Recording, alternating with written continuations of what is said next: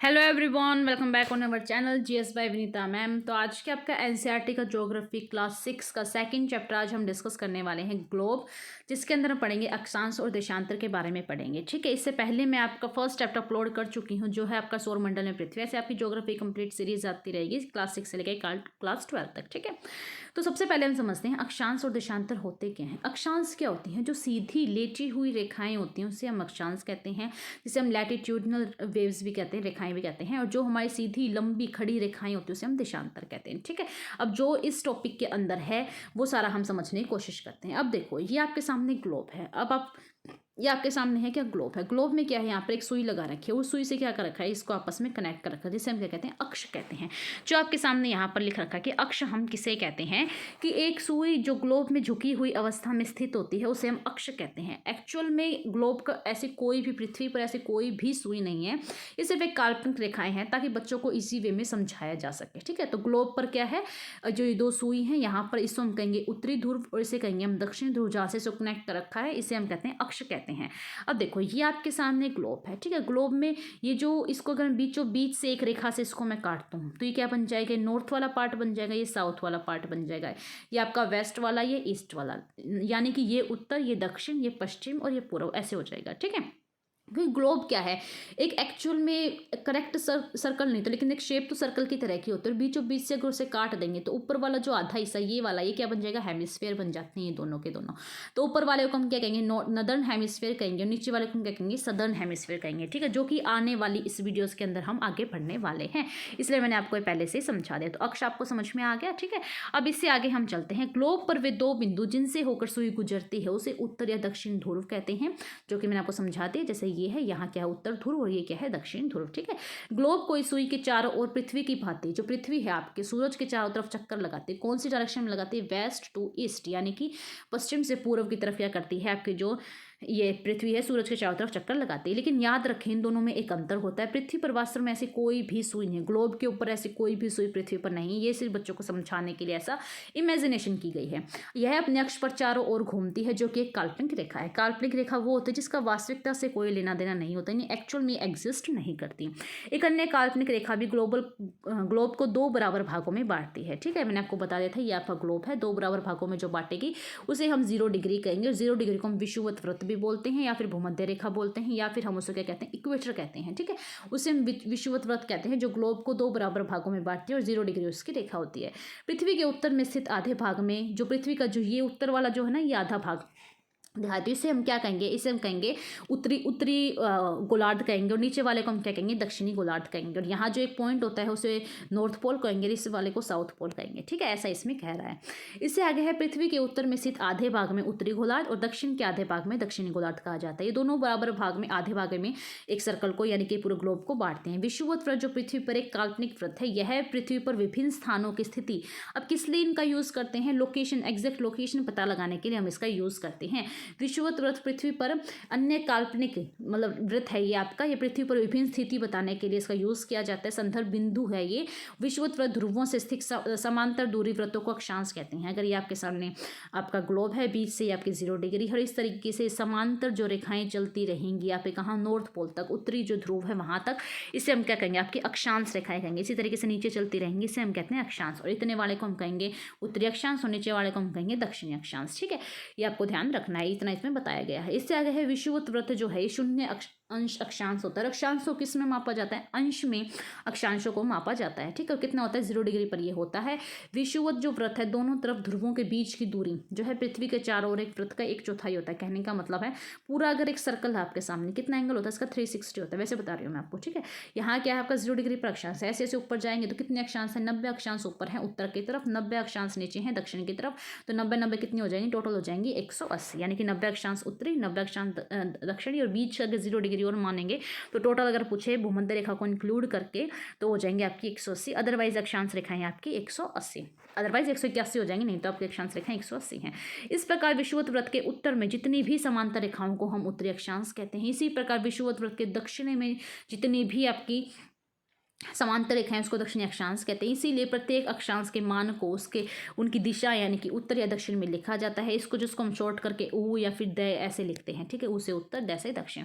Example आपके सामने दे रखा है, महाराष्ट्र के अंदर चंद्रपुर नाम का जिला है और ब्राजील यानी कि दक्षिण अमेरिका के अंदर बेलो होरिजेंटो है, ठीक है तो ये आपके ग्लोब में ही, ये आपका क्या है, विषुवत वृत्त है। तो यहाँ हमारा कहीं इंडिया है आपका, ठीक है, इंडिया का है हमारा उत्तरी गोलार्ध के पूर्व, उत्तर पूर्वी गोलार्ध में। बीच से अगर मैं एक और रेखा खींच दूँ तो आपका नॉर्थ, ये साउथ, ये वेस्ट और ईस्ट, तो हमारा कहाँ आता है आपका इंडिया नॉर्थ ईस्ट के अंदर आता है, यानी कि उत्तर पूर्वी गोलार्ध के अंदर आता है। तो ऐसे कह रहा है महाराष्ट्र भी क्या हो जाएगा, फिर उत्तर पूर्वी में हो जाएगा, ठीक। और ऐसे कह रहा है 20 डिग्री जैसे लगा लो, ऐसे 1 2 3 करके ऐसे जा रही है आपकी डिग्री, तो लगा लो 20 डिग्री ये है आपका। और ऐसे दक्षिण में यहाँ पर दक्षिण अमेरिका के अंदर बेलो होरिजेंटो नाम का जगह है, लेकिन ये भी 20 डिग्री पर। तो पता कैसे लगाएंगे, दोनों 20 डिग्री पर हो गए। लेकिन ध्यान कैसे रखना है कि जो बीच से जो ये आपका है, ये जो विषुवत वृत्त है तो आपका 0 डिग्री के ऊपर की तरफ जाएंगे तो उत्तरी डायरेक्शन होगी, नीचे की तरफ जाएंगे दक्षिण डायरेक्शन होगी, ठीक है। ऐसा ही समझाना चाह रहा है। इससे आगे कह रहा है कि जैसे जैसे हम विषुवत वृत्त से दूर जाते हैं, जितने हम विषुवत वृत्त से दूर जाते जाएंगे उतना ही क्या होगा, अक्षांशों का आकार घटता जाएगा। अब कुछ जो महत्वपूर्ण अक्षांश हैं वो आपको ध्यान में रखने हैं, जैसे कि 0 डिग्री मैंने आपको बताया कि इसे विषुवत वृत्त कहते हैं। इससे आगे जो 23.5 डिग्री उत्तरी है तो कर्क रेखा, 23.5 डिग्री दक्षिणी है तो मकर रेखा, ठीक है। फटाफट से मैं आपको लर्न करवाती हूँ। देखो ये आपके सामने वृत्त बनाए, 0 डिग्री क्या हो जाएगा, ये 0 डिग्री है जो 2 बराबर भागों में एक वृत्त को बांटती है, इसे हम कहेंगे विषुवत वृत्त। इससे आगे यहाँ पर जो 23.5 डिग्री नॉर्थ की तरफ है, उत्तर की तरफ है, इसे हम क्या कहते हैं, आपका कर्क रेखा कहते हैं। यहाँ जो है आपका 23.5 डिग्री दक्षिण की तरफ है, इसे हम क्या कहते हैं, मकर रेखा। कर्क को हम ट्रॉपिक ऑफ कैंसर कहते हैं एंड मकर को हम ट्रॉपिक ऑफ कैप्रिकॉर्न कहते हैं। ये ग्लोब आपके सामने है, जो बीचों बीच से रेखा जा रही है विषुवत वृत्त है, जो आपकी 23.5 डिग्री उत्तर की तरफ इसे उत्तरी मकर रेखा कर्क रेखा कहते हैं, और जो आपकी दक्षिण में 23.5 डिग्री से मकर रेखा कहते हैं, ठीक है। इससे आगे जैसे 23.5 डिग्री हो गया, ऐसे और अक्षांश पे ऊपर जाते जाएंगे तो यहाँ एक 66.5 डिग्री आएगा, जिसे हम क्या कहते हैं, आपका उत्तरी जो ये है आपका विषुवत उत्तरी जो ध्रुव का व्रत हो जाएगा, और यहाँ पर आपका दक्षिणी ध्रुव व्रत हो जाएगा, ठीक है, जो दक्षिणी में 66.5 डिग्री पर है, ठीक है। अब आगे देखो, ये सारा मैंने आपको समझा दिया है। इससे आगे ये लिख रखा आपके सामने कि उत्तरी गोलार्ध में कर्क रेखा का मान 23.5 डिग्री उत्तरी होता है, दक्षिणी गोलार्ध में मकर रेखा का मान 23.5 डिग्री दक्षिणी होता है, ठीक है। और इससे आगे है विषुवत जो व्रत है वो 66.5 डिग्री उत्तर से उत्तर ध्रुव व्रत की तरफ है, और विषुवत व्रत जो आपका दक्षिण में है वो 66.5 डिग्री दक्षिण में है। अब पृथ्वी पर बहुत सारे ताप कटिबंध होते हैं। ताप कटिबंध को मेजर किया जाता है कि उसमें सूर्य का प्रकाश कितना पड़ रहा है, उस हिसाब से उसको मेजर किया जाता है। ये आपके सामने क्या है, आपका ग्लोब है, यहाँ 0 डिग्री है, यहाँ पे कर्क रेखा, ये आपकी मकर रेखा। सूरज क्या है आपके सामने, यहाँ है। जब सूरज का जो है आपके भूमध्य रेखा पर यानी विषुवत वृत्त का ठीक जो उसकी हैं सीधी रेखाएं पड़ती हैं, तो यानी कि जब सीधी रेखाएं उस पर पड़ेंगी तो उसमें ज़्यादा हीट भी ज़्यादा होगी ना, और जैसे जैसे सूरज के ऊपर की तरफ किरणें जाती हैं वो सारी सारी तिरछी होती जाती है। और एक टाइम तो ऐसा आता है यहाँ पर कि उसकी किरणें पहुँचती नहीं, सीधी ऊपर से आर पार जाती हैं, ठीक है। तो ऐसे इनको कैटेगराइज कर रखा है, तो आपके सामने है ये। इसमें मैं आपको समझा देती हूँ कि ये आपका 0 डिग्री यहाँ पर विषुवत वृत्त है, लगा लो यहाँ पर आपका सूरज है, जो सीधी रेखा है तो आपके आ जाएंगे ऊपर, सारे आपके तिरछे जाएंगे। तो कहाँ जाएंगे, आपकी सीधी रेखाएं कर्क से मकर रेखा के बीच में आपकी रेखाएं जाएंगी, जिसे हम उष्ण कटिबंध कहते हैं। फिर जहाँ ज़्यादा गर्मी होगी, उष्मा होगी, उसे ही तो हम उष्ण कटिबंध कहेंगे। और जैसे जैसे ऊपर जाएंगे तो क्या आएगा, उसमें सीधी रेखाएं ना पड़ के तिरछी रेखाएं पड़ेंगी और उतनी हीट नहीं होगी, तो उसे हम उत्तर की तरफ है तो उत्तरी शीतोष्ण कटिबंध, नीचे दक्षिण की तरफ है तो दक्षिण शीतोष्ण कटिबंध। और एक ऐसा टाइम आएगा जिसमें क्या होगी, सारी की सारी किरणें ऐसे निकल जाएंगी, और यहाँ पर क्या है, सूरज की रोशनी नहीं पहुँच पाती, किरणें नहीं पहुँच पाती, तो यहाँ हमेशा बर्फ जमी रहती है, जिसे हम कहते हैं उत्तरी शीत कटिबंध। शीत में क्या होता है, बर्फ जमी रहती है, तिरछी किरणें भी नहीं जाती इसमें। और इसी तरीके से दक्षिणी शीत कटिबंध, ठीक है। ये चीज़ें आपको बता रखी हैं। अब इसमें इसकी डेफिनेशन है आगे, वो हम पढ़ते हैं कि उष्ण कटिबंध किसे कहेंगे। ये क्वेश्चन आता है आपका कि जो कर्क रेखा और मकर रेखा के बीच में जितनी भी अक्षांश पर सूर्य जो है वर्ष में एक बार ठीक सिर के ऊपर होता है, जब ठीक सिर के ऊपर होगा तो हमें उतनी ज़्यादा हीट भी, उष्मा भी देगा ना, उष्मा देगा तो उष्ण कटिबंध, उष्मा उष्ण, ठीक है, तो उष्ण कटिबंध। ऐसे ही शीतोष्ण कटिबंध किसे कहते हैं, कर्क रेखा व मकर रेखा के बाद किसी भी अक्षांश पर दोपहर का जो सूर्य कभी भी सिर के ऊपर ठीक नहीं होता है, तो ध्रुव की तरफ सूर्य किरणें कहाँ जाएंगी, तिरछी जाएंगी। तो इस प्रकार उत्तरी गोलार्ध में कर्क रेखा और उत्तर ध्रुव व्रत, और दक्षिण गोलार्ध में मकर रेखा से लेकर दक्षिण ध्रुव व्रत का जो बीच का क्षेत्र होता है ना, उसे हम क्या कहते हैं, आपका शीतोष्ण कटिबंध कहते हैं, क्योंकि यहाँ पर क्या है, तिरछी जो किरणें हैं सूरज की वो जाती हैं। इससे आगे शीत कटिबंध, शीत से लगाओ, शीत यानी इतनी सर्दी कि वहाँ पर तिरछी किरणें भी ना जाए और हमेशा बर्फ से ढकी रही, यानी कि उत्तरी गोलार्ध में उत्तर ध्रुव व्रत और उत्तरी ध्रुव, या फिर दक्षिणी गोलार्ध में दक्षिण ध्रुव व्रत या दक्षिण ध्रुव के बीच में बहुत ज़्यादा ठंड होती है, इसलिए इसे शीत कटिबंध कहा जाता है। अब आगे मैं आपको समझाती हूँ देशांतर क्या होते हैं। मैंने आपको बताया था ये ग्लोब है, ग्लोब में जो सीधी रेखाएं, लेटी हुई रेखाएं कहते हैं, इसे अक्षांश कहते हैं। देशांतर क्या होते हैं, ग्लोब के अंदर जो ऐसी खड़ी रेखाएं, लंबी रेखाएं होती है, इसे हम देशांतर कहते हैं। इन दोनों का अक्षांश देशांतर एक्चुअल में ग्लोब पर ऐसी नहीं होती हैं, इसका हम यूज़ करते हैं किसी भी एग्जैक्ट लोकेशन का, स्थिति का पता लगाने के लिए हम इसका यूज़ करते हैं। ठीक है, आपके सामने देशांतर रेखाएं दे रखी हैं, किस तरीके से एक पॉइंट से, ये आपको उत्तरी पॉइंट ऐसे आपको दक्षिणी पॉइंट मिलेगा। 3D इमेज है तो दक्षिणी आपको नहीं दिख रहा है। इस तरीके से आपके क्या होती हैं, देशांतर रेखाएं होती हैं। जैसे आपका जो आपका अक्षांश रेखा का भी 0 डिग्री होता था, जिसे हम विषुवत वृत्त कहते हैं, ऐसे आपका देशांतर का भी एक 0 डिग्री पर 0 डिग्री होती है, जैसे हम प्रमुख यामोत्तर के नाम से जानते हैं। अब देशांतर होती क्या है? देशांतर सीधा आपसे पूछे तो क्या कहोगे, जो खड़ी हुई रेखाएं, जो लंबी रेखाएं होती है पृथ्वी पर, वो आपके देशांतर होते हैं। अक्षांश होते हैं जो लेटी हुई रेखाएं ग्लोब पर होती हैं, उसे हम अक्षांश कहते हैं। अब एक्चुअल में क्या होता है, किसी भी स्थान की स्थिति को पता लगाने के लिए उस स्थान के अक्षांश के अतिरिक्त कुछ और जानकारी की भी हमें ज़रूरत होती है। तो आप देख सकते हैं कि प्रशांत महासागर के अंदर टोंगा द्वीप है। नाम याद रखना है कि टोंगा द्वीप कहाँ स्थित है, प्रशांत महासागर में है। और हिंद महासागर के अंदर मॉरिशस द्वीप है, जो एक ही अक्षांश पर स्थित है, जिसका नाम है 20 डिग्री दक्षिण। दोनों एक ही अक्षांश पर स्थित हैं। लेकिन हमें एग्जैक्ट पता लगाना है कि एक्चुअल में वो कहाँ है, वो टोंगा द्वीप पर है या फिर मॉरिशस पे, तो उसके लिए हम देशांतर का यूज़ करते हैं। ठीक है, उत्तरी, अब जैसे मैं आपको बताऊँ, ये ग्लोब है, यहाँ ये आपके अक्षांश है। मैंने कहा इस अक्षांश के ऊपर यहीं पर लगा लो कि आपका कौन सा, मालदीव, मॉरिशस है, और यहीं यहाँ पर क्या है, टोंगा है। लेकिन होतो के दोनों एक ही अक्षांश पर हो गया। अब देशांतर ही उसको बताएगी कि कितने देशांतर पर ये हैं, तभी हम एग्जैक्ट लोकेशन का पता लगा पाएंगे। ठीक है, तो ये ऐसे कह रहा है कि उत्तर ध्रुव को दक्षिण ध्रुव से जोड़ने वाली जो ये रेखाएं आपके सामने दे रखी है, जो देशांतरी यामुत्र कहते हैं इसे हम। ठीक है, जो प्रमुख होते हैं देशांतरी यामुत्र से कहा जाता है। उनके बीच की दूरी को देशांतर कहते हैं, और देशांतर को अंशों में मापा जाता है, और प्रत्येक अंश को मिनट या मिनट को हम सेकेंड में विभाजित कर सकते हैं। ये अर्धवृत्त है। इनके बीच की जो दूरी है, ध्रुवों की तरफ बढ़ने पर क्या होता है, ध्रुवों की तरफ अगर जाओगे तो घटती जाएंगे। ठीक है, क्योंकि एक पॉइंट ऐसा है उसी पॉइंट से निकले जा रही हैं। ठीक है, तो ध्रुवों की तरफ जाने पर क्या होते हैं, घटती जा रहे हैं, जो सभी देशांतरी यामुत्र जो है आपस में मिलते हैं, क्योंकि एक पॉइंट पर ही तो यही मिलती है ना सारे के सारे, इस तरीके से। अब इससे आगे अक्षांश रेखाओं में क्या है, आपका अक्षांश रेखाओं में भिन्न सभी देशांतरी यामुत्र की लंबाई क्या होती है, समान रहते हैं। सबकी लंबाई समान रहेगी, सिर्फ मुख्य कुछ होती हैं जो मतलब उनको कैटेगराइज करना थोड़ा डिफिकल्ट हो जाता है। तब सभी देशों ने निश्चय किया कि ग्रीनिच या ग्रीनविच नाम की जगह है, जो ब्रिटिश की राज के वेधशाला वहां स्थित है, से गुजरने वाली यामुत्र से पूर्व और पश्चिम। अब सारी की सारी रेखाएं ऐसी हो गया, पता ही नहीं चल रहा कि इसमें ईस्ट कौन सा है, वेस्ट कौन सा। अगर ग्लोब को घुमा दे तो अंदाजा ही नहीं आ रहा कि पूर्व क्या है, पश्चिम क्या है, तो पता कैसे लगाएंगे। तो जैसे आपकी 0 डिग्री विषुवत वृत्त होता था अक्षांश रेखाओं में, ऐसे ही यहाँ से एक 0 डिग्री रेखा बनाएंगे, जो आपकी ब्रिटेन और ऐसे बहुत सारे जो देशों से होकर गुजरती है। इसके इस तरफ सारा वेस्ट हो जाएगा, और इसके इस तरफ क्या हो जाएगा, आपका ईस्ट हो जाएगा, ताकि पता लगाना क्या हो जाए, हमारे लिए ईजी हो जाए। ठीक है, और जैसे ही हम यहाँ आगे जाते जाएंगे तो क्या हो जाएगा, टाइम प्लस होता जाएगा, और इस तरफ क्या हो जाएगा, टाइम माइनस होता जाएगा। जैसे लगा लो लंदन में 12 बज रहे हैं, तो इंडिया में कितने बजेंगे, 5.5 घंटे आगे का टाइम मिलेगा, तो इंडिया के अंदर 5:30 हुए मिलेंगे। ठीक है, यहाँ पर क्या आपका टाइम प्लस होता जाता है। जैसे इसके अंदर क्या रखा है कि इसका मान कितना है, 0 डिग्री है, जो ये मैंने आपको दिखाया। यहाँ से हम जो 180 पूर्व में और 180 पश्चिम तक गिनना करते हैं। जैसे कि आपका अक्षांश मैंने बताया था 90 डिग्री उत्तर, 90 डिग्री दक्षिण, ऐसे ही इसे क्या होता है, 90 डिग्री होता है, इसमें से 180 और 180, क्योंकि पूरा जो ग्लोब होता है 360 का होता है, तो 180 यहाँ 180 यहाँ हो जाएंगे। ठीक है, पृथ्वी को 2 समान भागों में, पूर्वी गोलार्ध और पश्चिमी गोलार्ध, इस वाले को हम पश्चिमी गोलार्ध कहेंगे, इस वाले को हम पूर्वी गोलार्ध कहेंगे। ठीक है, ये आप ध्यान रखना। अब इससे आगे क्या कह रहा है, ये आपको बता दें, इसलिए किसी स्थान के देशांतर के आगे और पूर्व के, यानी पूर्व को तो हम पू डॉट लिखेंगे, पश्चिम को प लिख के डॉट लिखेंगे, या जहाँ रोचक होगा कि 180 डिग्री पूर्व और 180 डिग्री पश्चिम यामुत्र एक ही रेखाएं हैं, सारी की सारी एक ही रेखाएं हैं। या ग्लोब पर अक्षांश रेखाओं एवं दक्षिण यामुत्रों के द्वारा ग्रिड को देखो, यानी कि जो ऐसे लाइन बन जाती है ना, इसे हम ग्रिड कहते हैं। ठीक, क्या कहते हैं, इसे हम ग्रिड कहते हैं। आपको किसी स्थान के अक्षांश या देशांतर का सही जानकारी होना, तो आप ऐसे पता लगाओ कि इस पर क्या कह रहा है, आप आसानी से पता लगा सकते हो। उदाहरण के लिए असम दे रखा है, असम का एक जगह है दुबरी, जो कि आपका 26 डिग्री उत्तरी अक्षांश पर है, और 90 डिग्री क्या है आपके पूर्वी देशांतर। तो एग्जैक्ट जो लोकेशन ये निकल के आएगी ना, कि 26 डिग्री ऐसे उत्तरी अक्षांश और 90 डिग्री ऐसे, तो जो एग्जैक्ट लोकेशन निकल के आएगी यही यहाँ पर ही क्या आपका धुबरी है। यानी कैसे हम एग्जैक्ट लोकेशन किसी भी स्टेट, कंट्री, किसी भी जगह का हम पता लगा सकते हैं।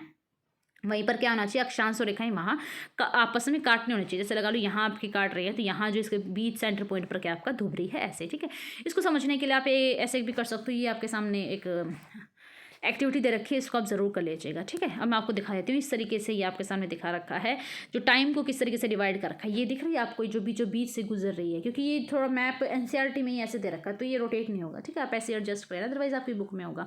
तो 0 डिग्री जो बीच से दिख रही है आपको, देखिए कितने सारे जो देशों से होकर गुजर रही है, आपकी यूरोपियन जो कंट्री है वहाँ से गुजर रही है आपकी ये जो है आपकी 0 डिग्री, जो आपकी प्रमुख यामुत्र, जिसे हम देशांतर रेखा कहते हैं। ठीक है, ये सारे के सारे आपके सामने द्वीप है, जो मैंने आपको पढ़ा रखे हैं। ये कौन सा है आपका, नॉर्थ नॉर्थ अमेरिका है, ये साउथ अमेरिका है, यहाँ आपका प्रशांत महासागर है, फटाफट से रिकॉल हो जाएगा। ठीक है, यहाँ आपका अटलांटिक महासागर जो ऐसे की आकृति का होता है। इससे आगे जो है ये आपका यूरोप है, ये आपका अफ्रीका है।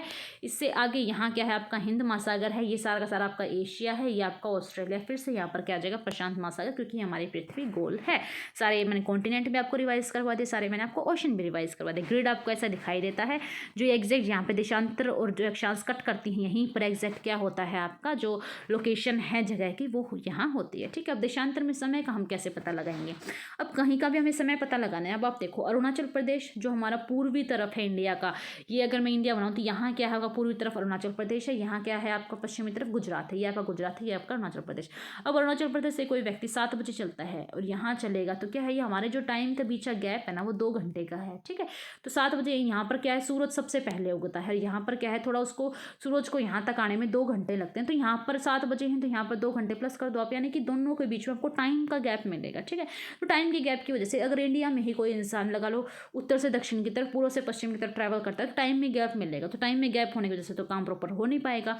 तो क्या डिसाइड किया गया, इंडिया के बीचों बीच से एक ऐसी रेखा खींची गई है 82.5 डिग्री पर ऐसी खींची गई है जो हमारी 5 राज्यों से होकर गुजरती है। उसमें इलाहाबाद के नैनी में जो समय होगा ना उस टाइम में जो समय होगा वही क्या होगा पूरे इंडिया के अंदर वो समय होगा, ताकि पूरे इंडिया के अंदर कहीं भी हमें ऐसे ना देखना पड़े, पूरे इंडिया में एक ही टाइम होना चाहिए। ठीक है, और मोस्ट ऑफ देख लो इसमें यहाँ पे लिख रखा है किस तरीके से देशांतर और समय का हम पता लगाते हैं। समय को मापने का सबसे अच्छा साधन हमारा पृथ्वी है, चंद्रमा है, ग्रह है, क्योंकि इन गति के हिसाब से हम समय का पता लगाते हैं। सूर्योदय और सूर्यास्त भी प्रतिदिन होता रहता है, यानी कि सूरज उगता भी है पूर्व से और पश्चिम की तरफ छिपता भी है। तो स्वाभाविक है कि हम देखते हैं बहुत बार हमें टाइम का नहीं पता था, हम बाहर जाके देखते हैं अरे ये तो सुबह होगी, सूरज देखो कितना निकला हुआ है, तो सूरज के हिसाब से छिपने और छिप जाता तो क्या कहते हैं अब तो शाम होगी। ठीक है, तो हम बिना टाइम देखे बता देते सूरज के छिपने और सूरज के उगने से कि अब सुबह है अब शाम है। दिन में सूरज क्या बहुत तेज हद से ज़्यादा जोशमा देता है, जिससे हम पता जाता है कि अब तो दिन के 12 या 2 बजे हुए इस टाइप से। ठीक है, ऐसे ही भी हम इन ग्रह से उपग्रह से इन सबसे हम पता लगा लेते हैं।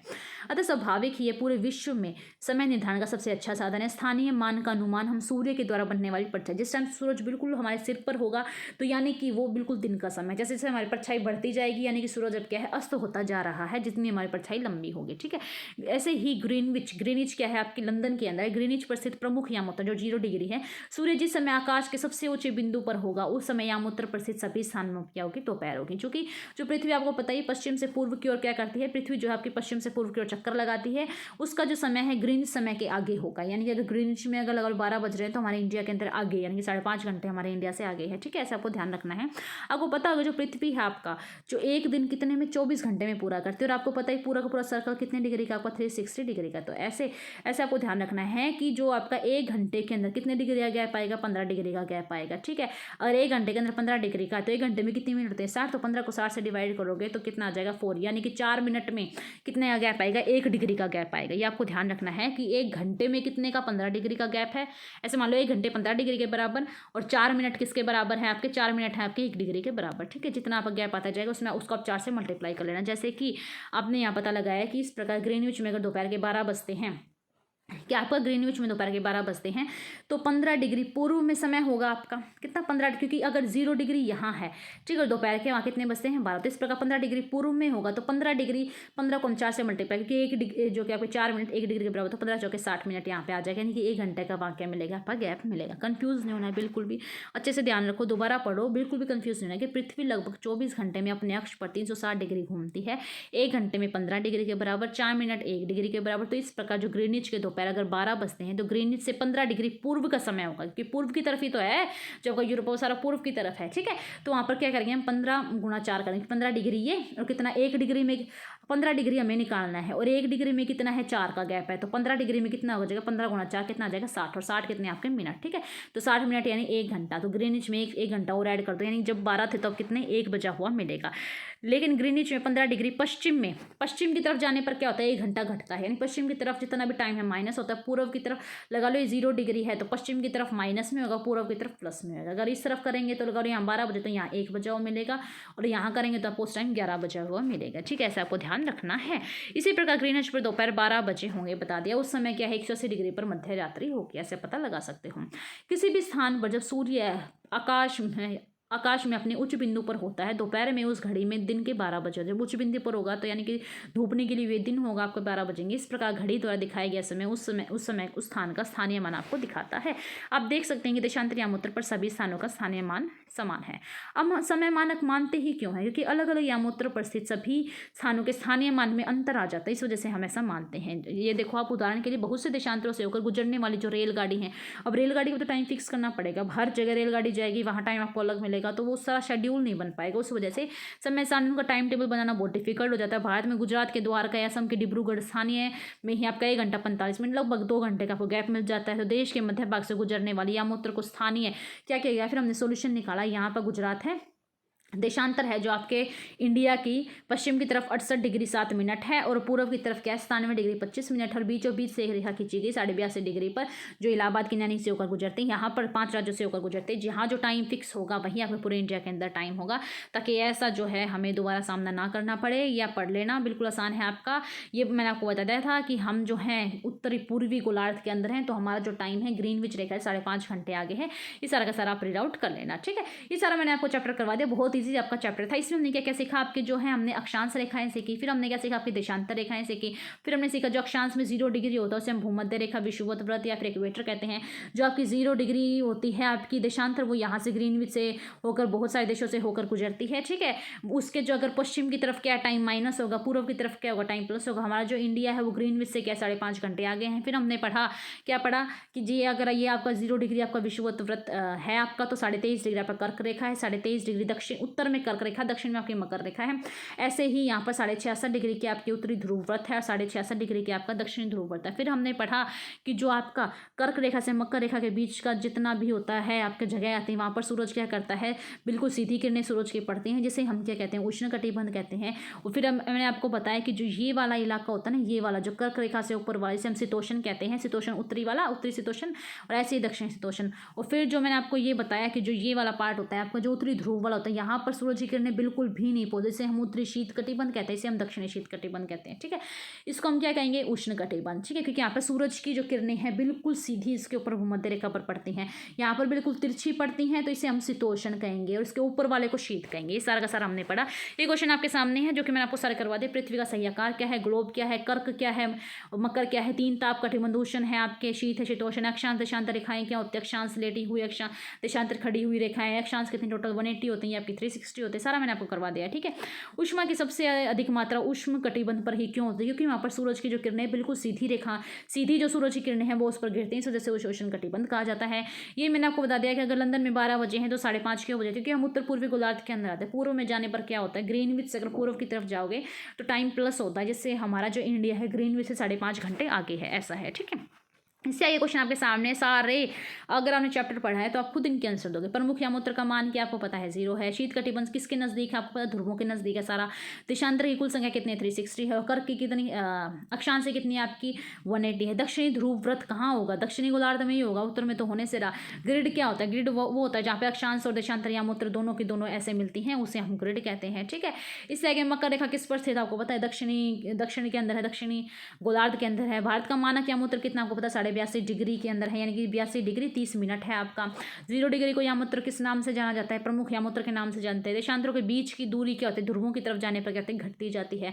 उत्तरी ध्रुव जो व्रत है, उत्तरी ध्रुव व्रत आपका उत्तरी गोलार्ध में होगा, ठीक है। ये सारा मैंने आपको अच्छे समझा दिया। ये टर्म आपको सारी की सारी याद रखनी है अगर आपको एग्जाम में अच्छे मार्क्स लाने हैं और अगर आपको समझना है एक्चुअल में कि अक्षांश और देशांतर रेखाएं क्या होती हैं, ठीक है। आप हमारे channel GS bye Vinita ma'am को आप सब्सक्राइब कीजिएगा। इस पर मैं आपको कंप्लीट जीएस का निचोड़ में देने वाली हूँ। आप जीएस में बिल्कुल माहिर हो जाओगे, ईजी वे में मैं आपको समझाऊंगी। अभी हमने 6th क्लास की एनसीईआरटी से, ज्योग्राफी की एनसीईआरटी से स्टार्ट किया, ऐसे हम 12th की ज्योग्राफी की एनसीईआरटी कंप्लीट करेंगे, एक एक सब्जेक्ट वाइज करेंगे। साथ ही साथ हमने साइंस की सीरीज है आपके स्ट्रेटेजी की बहुत सारी प्लेलिस्ट जो आपको मिल जाएंगी।